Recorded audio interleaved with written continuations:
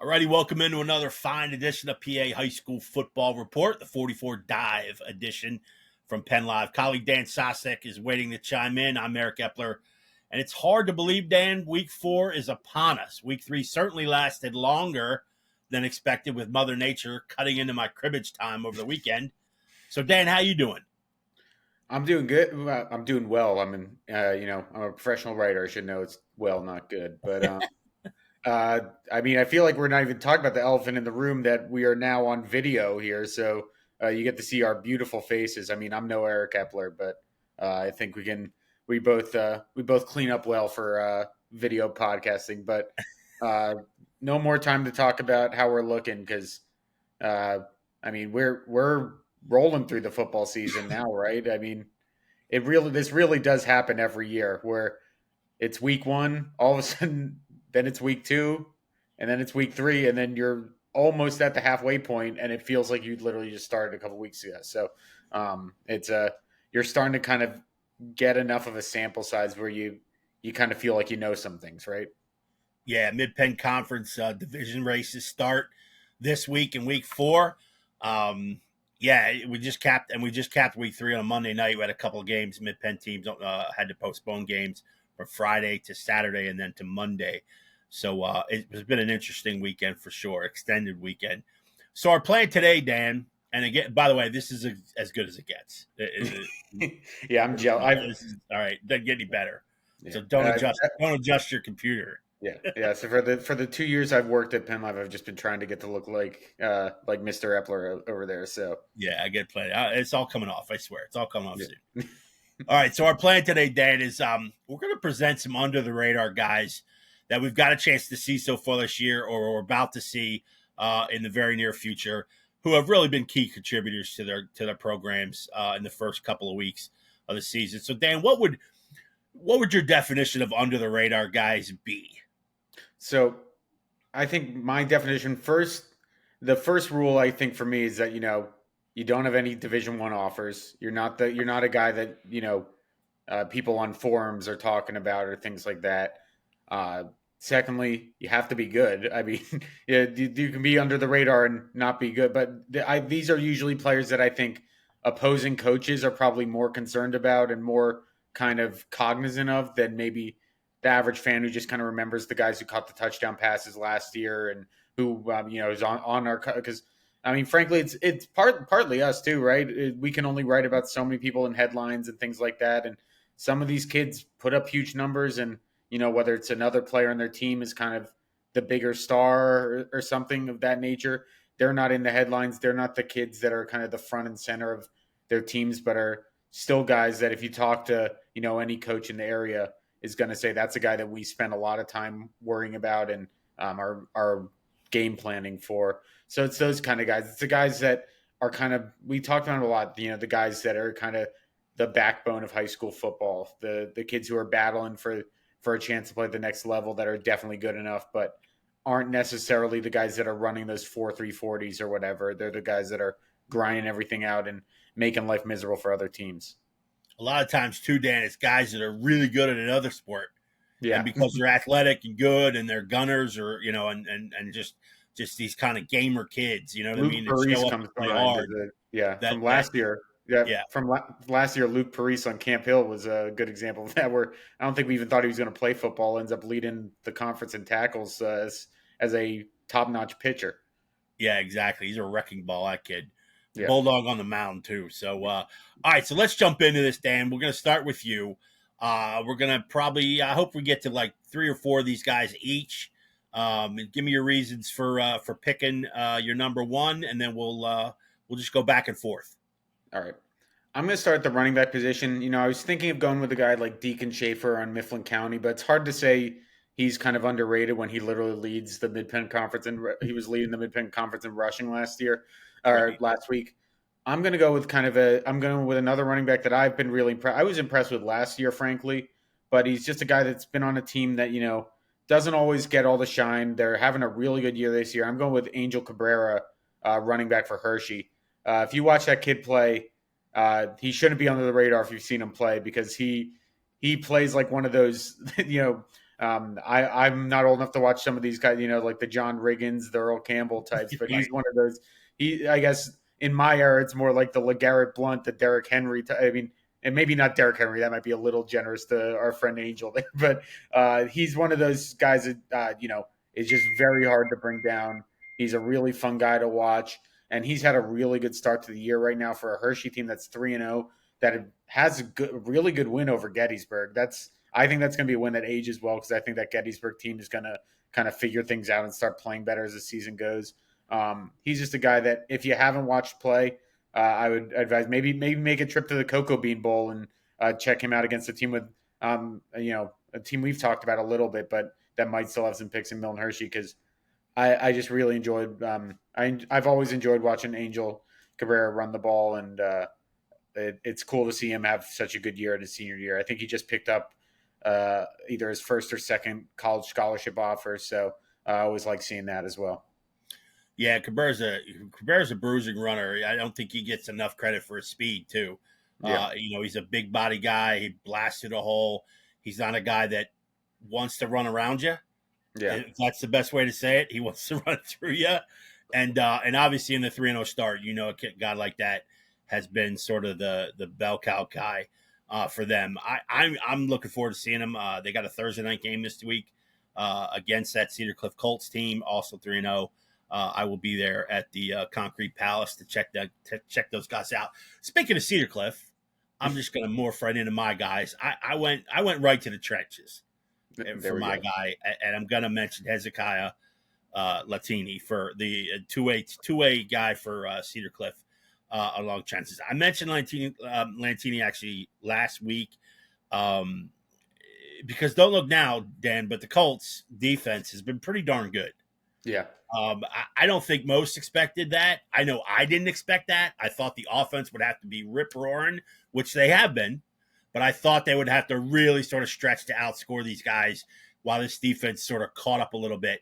That has not been the case. Now you can say all you want. Okay, maybe Shippensburg's down a little bit, Mechanicsburg's down a little bit, and McCaskey obviously was just overmatched over last Friday. So, but you can only win the games that are in front of you, right? And Cedar yep, Cliff has looked like a complete football team with a ton of these fifth gear guys. I saw a lot of energy in their second week 2 win.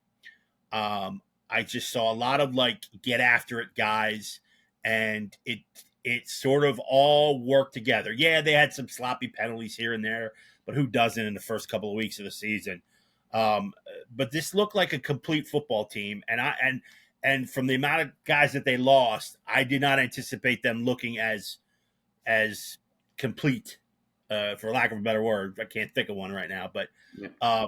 in unison too, this early in the Cohesive. season, Yeah, and they're 3-0. So Latini has been a constant presence in the backfield too, which is at least some of the reason why the Colts have allowed just 28 points through 3 wins. That's pretty impressive to me. Say what you want about the opponents, but traditionally, Shippensburg and Mechanicsburg, these two teams play you really, really tough. And to give up 28 points over 3 weeks is pretty impressive. And obviously, that big guy down low has been a major factor.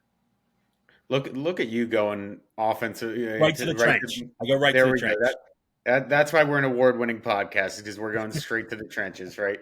That's a good pick. I'm going to go, to another way that some of these kids kind of go under the radar, and it's because they don't play right in sort of the kind of metropolitan suburban area.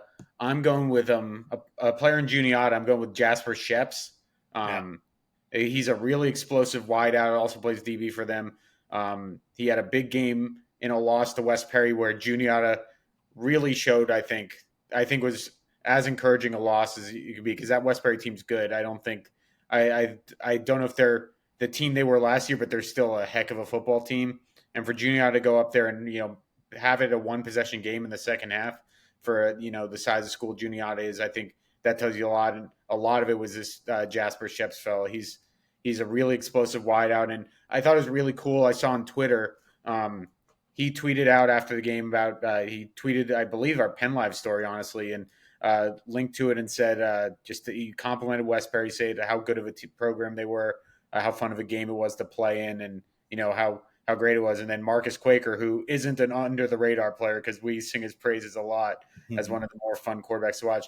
He quote tweeted and just really shout out Sheps in particular, said how good of a player he is, and said that Juniata, you can't judge that team by their record. And I think Marcus Quaker's got a future in football because I think he's right on the money there. I think that team's pretty good, and I think Jasper Shep's a big reason why.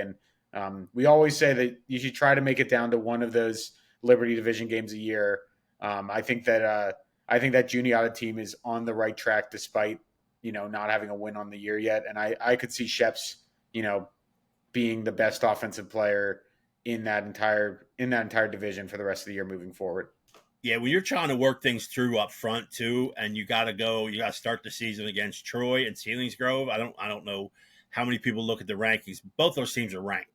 Yeah. And so, it could get away from you in a hurry with those two teams. And then obviously to come back, to snap back against a very good Westbury team, also ranked in 3A, is pretty impressive to me. I mean, you don't often – it takes a lot to make Westbury sort of sweat, especially those couple of veteran guys who've been playing for 4 years. You mentioned Quaker, a guy like Ian Goodling, et cetera, et cetera. So – hats off to Sheps, and obviously hats off to Juniata. I know it's still a loss, but now that has to give them confidence now going into the Liberty Division, which is wide open. It's wide. It's there for the taking. It really is. So all right, then should I stay in the trenches? Yeah. Let's keep going in the trenches. All right, I'm going to stay in the trenches, and I'm going to go to a 2-1 team. That, by the way, let me mention this, okay? I found myself in Palmyra today. Hint, hint, that's where my guy's from. I found myself in Palmyra today because I had to buy a new riding mower, all right? So the only place that had the one I wanted was in Palmyra. So I drove to Palmyra and bought the riding mower. And then on my way back, I'm driving through Palmyra on the main drag, and they have, and I'll tweet it out later, they have on every telephone pole, which there's 7 million telephone poles in that stretch of Palmyra, right? Is actually pamphlets 8x10 or 8x11, whatever, 8.5x11, with every football player's name on it, number, and it says Palmyra football. It's classy. It's a classy move. Yeah. More towns, boroughs, or whatever should do that sort of thing. Manheim Central always does that. You drive through Manheim, you see big old posters of these guys, especially the seniors. So that's really cool. So anyway, my guys from the Cougars, Andrew Manning, 2A lineman for them. One thing that Coach Chris Pavone said in the preseason about Manning is he's a calming presence in the huddle. Now, to me, that's priceless. When you're talking about a veteran lineman, a solid, productive, two-way standout guy, I'm not by any means overlooking Manning's play because it's been great. Cougars are 2-1, and he's been a big part of that early success. But when you can lean on a guy, all eyes on this guy in a huddle, typically it's just the quarterback who does that, But when you're trying to get that offensive line all together, raring to go, to look at that guy and say, okay, this is the guy that's going to reset everybody on every play, get things ready. That's vital to any successful blocking wall, in my eyes. And maybe I'm overstating a little bit, but I don't think I am. No. I think that's so valuable to just have that presence. And Manning's a guy who gives it to him. And obviously, it's been good at 2-1 start for Palmyra. I don't think many people thought it was going to be 2. Maybe 1-2. We might have predicted, but good start for the Cougars. Pavone, hawked that early when we saw him, especially at Media Day 2, which was, August 2nd, well before the season started. So Manning's a guy I like. Yeah, that's a good pick because, when we have those kind of surprise teams that have those starts, you start looking for the reason why they're at where they are, right? And so you start looking for what has changed, what's kind of gone better. And I think looking at Manning is a pretty good pick. And I feel like this is kind of becoming a theme. We're picking teams that are playing better than we expected, or maybe not even better than expected, but are off to great starts after up and down seasons a year ago. I'm going back to where I used to work down in Franklin County, I'm going to all the way down close to the Maryland border, Greencastle Antrim. And I'm Mm. going with a defensive end named Salu Bangura, who, if you look him up, I don't know if this has changed. Still, I probably should have looked it up beforehand. But doing some research about him before the season started, if you go to his huddle page, I believe it just says he's a soccer player, which is pretty surprising because he's a 6'4", 250 pound. He looks the part of a defensive end, and he's had a really strong start the year. I believe he has 1.5, 2 sacks so far in the season. He was at our media day, I believe, as well. He's a guy that I think head coach Devin McCauley's really excited about. And I mean, Greencastle's 3-0, and they're doing it. A lot of what they've done has been with defense, which is kind of different than it's been in like how they've won games in the past couple of years under Devin McCauley. They've really had kind of that running back, whether it's Tavon Cooper, who was probably honestly could have been on this list last year, even though he nearly totaled 2,000. Probably one of the quietest 2,000-yard seasons you've ever seen in PA. He was just a freak, but kind of went under the radar there. And then obviously, they've had some good players in the past, but they're really high on this kid, and I think that it from what I've gathered, he's still kind of figuring things out. And if he figures it out, I mean, we see the Colonial right now, right? You look at Yep. how it lays out. Greencastle is a team that has a chance in front of them in a year where Shippensburg's already lost a game, it lost a couple games. Gettysburg's lost a couple games. I mean, this is kind of the year where I think Devin McCauley was expecting the team to take a step forward. They had a solid start to the year last year, but I think if they do something, it's going to be because of their defense. And I think they have a really good 3-down lineman who plays on the end a little bit in Bangura. Yeah, Greencastle, even though they had a couple struggle seasons in a row, they're one of those like programs. You know what I mean? I mean, obviously, the great seasons under Chuck Taninis, the former head coach. You see all the time, run that wing T. They just would beat you. It would be 4 yards of the cloud of dust. You just dare you to stop them up the middle, and you just couldn't. Yeah. And it was tremendous football. It's a little different, obviously, under Devin, but it's still a program, right? They love their football down. There's so much pride in that program too, which like I used to. I always kid, Blue Streaks baseball coach Eric Shaner. He's like, you got to get down. When are you coming down to see us? I usually catch them. They come up to Northern or they play at Ship or something like that. And I used to tell him I got to take 2 flights with a layover in Charlotte to get there. You know what I mean? Yeah. And of course, but anyway, they're always fun to watch. Number one, they always play maxed out. It was like that for Chuck. It's like that for Devin. So you're right. And like I said, this year's kind of, it feels like for the first time in a while, there is a real opportunity there, because it's felt like the past couple of years, right? Shippensburg has kind of been that looming figure over basically all of Franklin County football, pretty much. All 5 of those schools. It was even with a bigger school in Chambersburg, it was that Shippensburg program kind of being the face of football in that area. And now it's kind of up in the air, with especially Chambersburg having a good start to the year. So it's a big chance for them, and I've heard some good things. I'm excited to get out to a game and see him in person. Yeah, you get the sense too when they added Susquehanna Township and Mechanicsburg, it really made that a firecracker division. Like it's very difficult to handicap. Number one, they're all right there. They're all like So all right, okay, I can't stay away from quarterback position for the whole podcast. I just can't do it. All right, let's just talk about the guy is headlining the Central Dauphin Rams right now, Kieran Plummer. Okay, I know I hate to see injuries. You hate to see injuries, no matter what kind it is, slight, serious, whatever, to anyone. It just, I hate it. I can't stand it, Yeah. But imagine what we might be seeing right now from Plummer had he been able to play a full 2022 season. Yeah. I mean, no doubt he's athletic. He was athletic. But I think now you're seeing the confidence sort of build in what he's doing. And not to mention the blocking wall now he's got up front. That trust that he has in them. This kid's going to be a very hard guy to work around for defenses.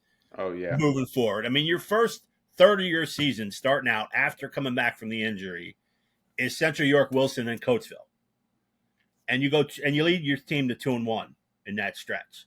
That's pretty damn impressive. Yeah. I mean, I don't know. I don't know if there's many quarterbacks that could have done that. We may have one or two in the conference. And their one loss was in a game where the other running back ran for 300 yards and 6 touchdowns. Exactly. So, man, I can't wait to see him up close. I'll get to see him very, very soon. But just watching some film and highlights of him over the past couple of weeks, man, I think he came in under the radar because there were some questions. Would he be able to get up to speed that fast against that furious schedule? And I think he answered a hell of a lot of questions so far. I mean, I'm going to be flat out honest with you.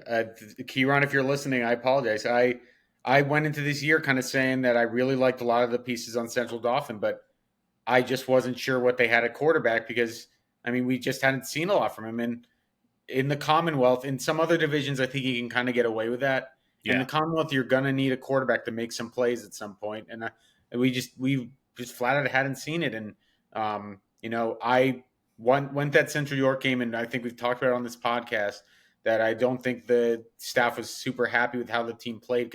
And at first I was a little puzzled because I thought that, from my perspective, I thought that they had looked pretty competitive against a good team. But I think now we've seen why they were frustrated, right? Is because they think that they're one of the best teams in the state, and they didn't think that they should lose that game. And I thought Kieran Plummer looked good in that game, and it seems like, I haven't covered his other two games, but it seems like he's only gone better since then. I mean, to do what he did against Coatesville, we know the type of program that is. You can't say enough about the kid, especially sometimes I feel like we kind of overlook these kids coming back from injury because, we're so used to watching NFL and college, right, where these guys have these state-of-the-art trainers who work with the teams year-round. And, and this is nothing to say about these school trainers because they're all fantastic and they're as important to anybody to the product of high school athletics.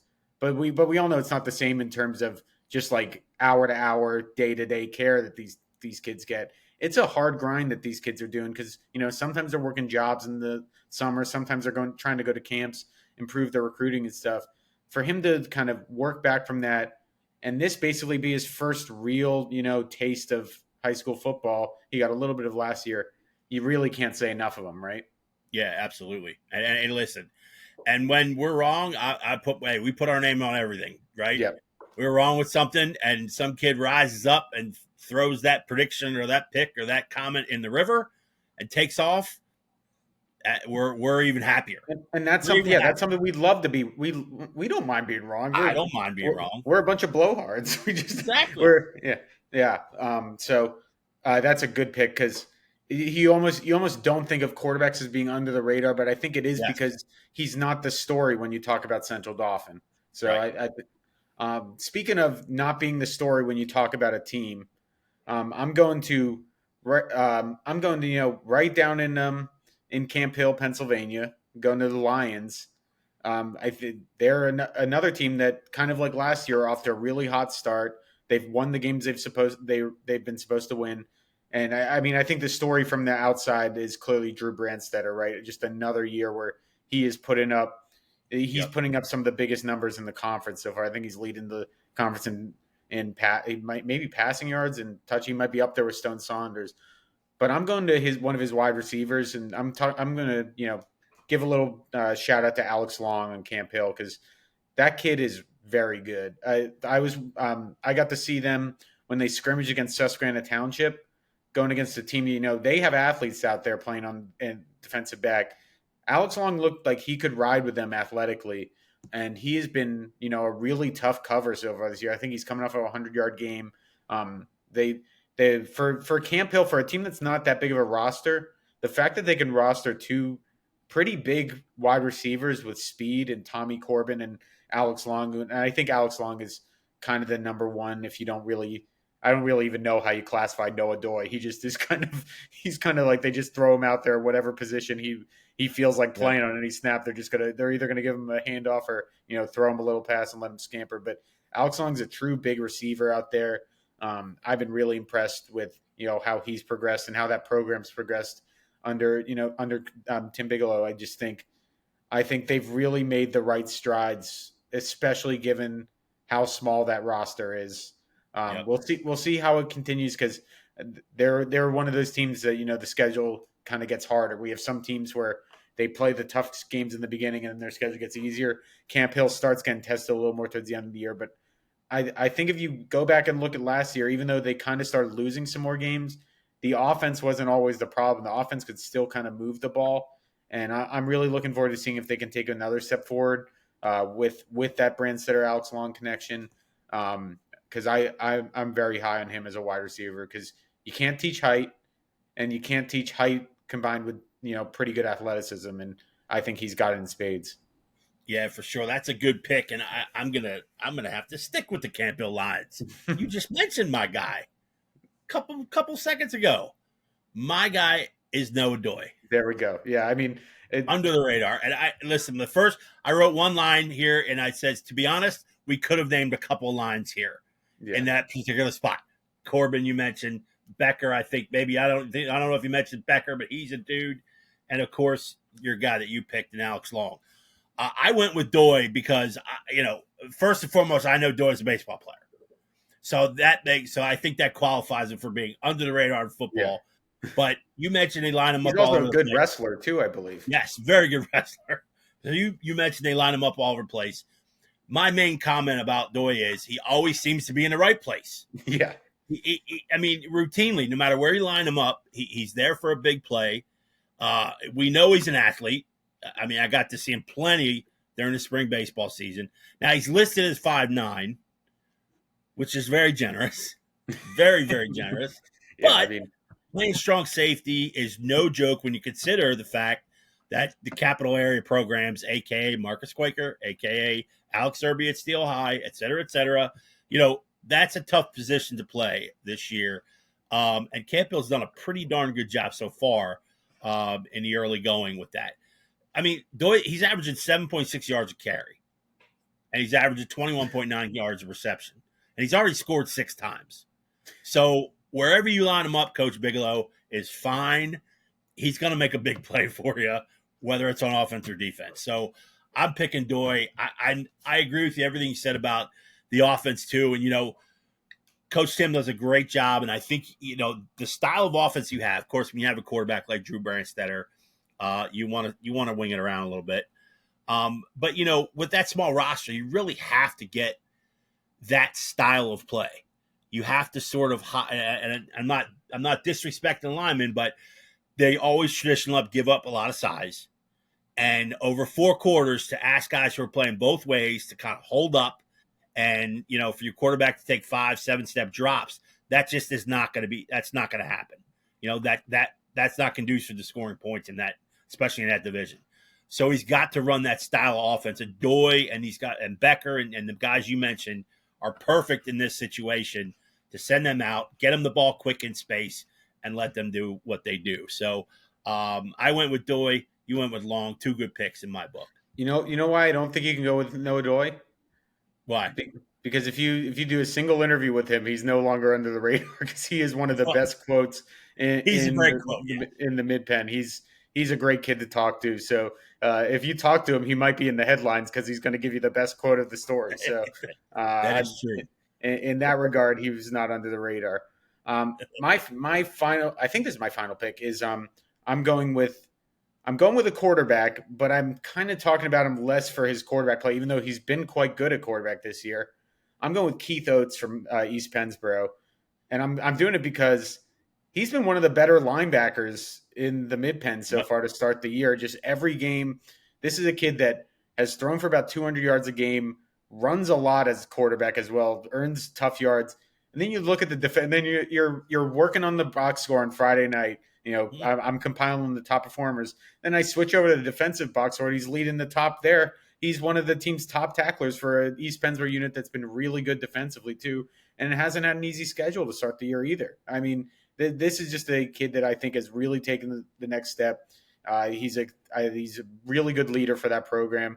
And you're starting to see why when you talk to John Denniston before the year, sometimes you get these coaches who say things and, you don't blame them for it, but they're just kind of, saying, I think we can be good this year. Just can, because they're just going through training camp. They're feeling good about their team like everybody does. But when you talk to John Denniston, he really felt last year that the team was building something, and then they just suffered a ton of injuries at the wrong time. And he didn't make excuses, he didn't say that's why he said they still have to, take care of business. But he said they changed up how they did things this offseason to stay healthier. Trey Good's been healthy. Keith Oates has been leading the way. Brecken Swope's a really fun guy to watch. But I'm going with Oates just because of that defensive contribution, because we do have a handful of quarterbacks who play two ways. I don't know if we have a quarterback in the conference who plays two ways the way Keith Oates does, because he is an aggressive linebacker who is not afraid to hit on that end and can do a little bit of both on the other end as well. So, I just want to give a little shout out to Keith Oates just because he makes the Friday nights when I'm compiling the stars. He has to get a little longer blurb because I have to fit in all of his statistics. That's a great pick. And you know who my number 5 pick is? Oh, did we go? Keith Oates the third. There we go. Proof that you and I do not talk about what we're gonna. We don't have this pre-gamed up. No. So everything you said about Oates is correct, dude. He's been at this game for a while, playing QB, and I don't think he's received full credit for the stamp that he's put on this program. I think most when you think of East Pennsboro, you traditionally think of a running sort of franchise, and judging from the 33 or 34 attempts that they've averaged over the first 3 weeks, maybe they are rush first, rush second, but Oates has been really, really good in these first 3 weeks. You're right about Coach Dennison and the comments he made preseason. Oates has tucked it when he needs to. He's good when plays break down. And you're right, his defense has been overlooked. I mean, it really has. I mean, he's a middle linebacker, dude. Yeah. Like, and it's a great middle linebacker, Nate. Whenever you have the third, it's always good to see a middle linebacker with that I right at the end. Yeah. And he's been durable. Last year they were just unlucky. I mean, they were losing a guy or two a week. Dakota Campbell, I think, had to play 17 positions for that team last year. Exactly. Yeah. So it was just an unlucky season, and things just sort of derailed there. But as most of it should. But Oates has played a lot over the last three years too, and we have a lot of really good quarterbacks in the Mid-Penn Conference. So I think it's been, I think he's been overshadowed quite a bit for what he's done to them. So obviously he's off to a great start. It looks like this stuff's going to continue. So he's under the radar, but probably shouldn't be. Yeah. Let's put it that way. Yeah, and I feel like that's how we feel about a lot of these guys, right? I mean, some of them it's kind of more explainable than others, but he's been at it for a while, so. Absolutely. All right, Dan, I think that'll do it, man. That'll do it for this edition of PA High School Football Report, the 44 Dive edition. Join us every week here at Penn Live. We'll talk football. We'll bring us now on video shortly and do all the fun stuff. And obviously, if you get a chance, I don't know what the weather's going to be like this weekend, but just throw a parka in your purse or whatever, or your satchel if you carry a satchel. Do it that way, and get out there and watch some great football. It's been a fun 3 weeks. Looking forward to the next 7 conference games, division games. Now heat up, and man, before you know it, we'll be talking about postseason here shortly. So thanks for joining us. We appreciate your time, and get out and watch some football. Thanks, Dan.